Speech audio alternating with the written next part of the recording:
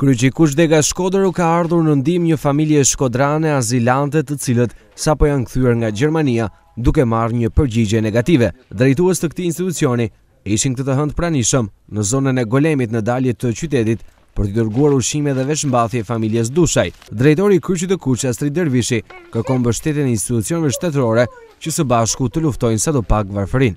Sjell një ndihmë modeste, kuptohet, në veshje, në mjete shkollore, në ushqime, kundër kësaj familje në nevojë dhe inshallah bëhet sensibël për të gjithë njerëzit në ndihmë të njerëzve në nevojë. Meqenëse rastet në Shqipëri po shtohen dita ditës, them që ka edhe të tjerë të cilët munden me kooperu ndihmat kundrejt këtyre familjarëve që nuk ikin nga të mirat, ato ikin nga gjendja mizerabel që ndodhen. Çato ndihmojnë Zoti me bën peshë një vit.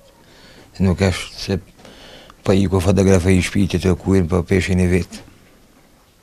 Në Gjermani më kanë me gru me fëmijë, na kthyn. Ç'a më bën ka me ik.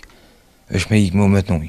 E shumë falem në respekt kryqit kuq edhe pe josh edhe pe shefit e peton çka keni ardhur këtu.